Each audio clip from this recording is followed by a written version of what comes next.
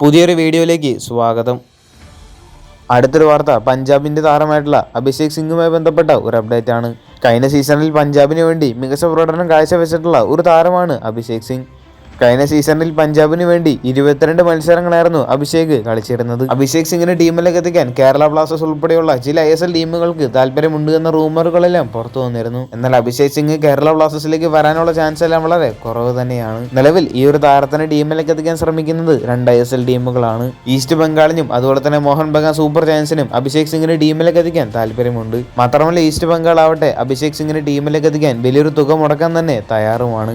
എന്തായാലും അഭിഷേക് സിംഗിനെ ഏത് ISL ടീമായിരിക്കും സ്വന്തമാക്കുക എന്നൊക്കെ കാത്തിരുന്ന് കാണാം. അടുത്തൊരു വാർത്ത കേരള ബ്ലാസ്റ്റേഴ്സുമായിട്ട് ബന്ധപ്പെട്ട ചില അപ്ഡേറ്റുകളാണ്. അടുത്ത സീസണിലേക്ക് വേണ്ടി ചില നല്ല നീക്കങ്ങൾ കേരള ബ്ലാസ്റ്റേഴ്സ് മാനേജ്മെന്റ് നടത്തിയിട്ടുണ്ട്. എന്നാൽ ഇനി ടീമിന് ഏറ്റവും കൂടുതൽ ആവശ്യമുള്ളത് മികച്ച സൈനിങ്ങുകളാണ്. കഴിഞ്ഞ സീസണിൽ മികച്ച സൈനിങ്സ് നടത്താത്തത് കേരള ബ്ലാസ്റ്റേഴ്സിന് വലിയ തിരിച്ചടിയായിരുന്നു. ഇന്ത്യയിൽ ട്രാൻസ്ഫർ വിൻഡോ ആരംഭിക്കാനായിട്ട് ഇനി വളരെ കുറച്ച് ദിവസങ്ങൾ മാത്രമാണ് ബാക്കിയുള്ളത്. കഴിഞ്ഞ സീസൺ കേരള ബ്ലാസ്റ്റേഴ്സിനെ സംബന്ധിച്ച് വലിയ പരാജയമായതുകൊണ്ട് തന്നെ അടുത്ത സീസണിലേക്ക് വരുമ്പോൾ മികച്ച മാറ്റങ്ങൾ കൊണ്ടുവരിക എന്നുള്ളത് പ്രധാനപ്പെട്ട കാര്യം തന്നെയാണ്.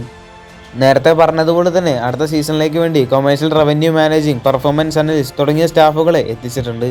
മാത്രമല്ല അതിനുശേഷം വന്ന ചില വാർത്തകളായിരുന്നു കേരള ബ്ലാസ്റ്റേഴ്സ് ഒരു വിദേശ ക്ലബ്ബുമായി ടൈപ്പ് ആയേക്കുമെന്നുള്ളത്. എന്നാൽ ആ ഒരു വിദേശ ക്ലബിന്റെ പേരൊന്നും IFT ന്യൂസ് മീഡിയ വ്യക്തമാക്കിയിരുന്നില്ല. നിലവിൽ ഇപ്പോൾ ഒരുപാട് റൂമറുകൾ പുറത്തു വരുന്നുണ്ട്. അവർ നീക്കം ടീമിന് എന്തുകൊണ്ടും ഗുണം ചെയ്യുന്ന കാര്യം തന്നെയാണ്. മാത്രമല്ല ടീമിലെ കളിക്കാരുടെ ക്വാളിറ്റി വർദ്ധിപ്പിക്കാനും ഇത് സഹായിക്കും. ഇനി ഇന്ത്യയിൽ ജൂൺ 12-നാണ് ട്രാൻസ്ഫർ വിൻഡോ ആരംഭിക്കുന്നത്.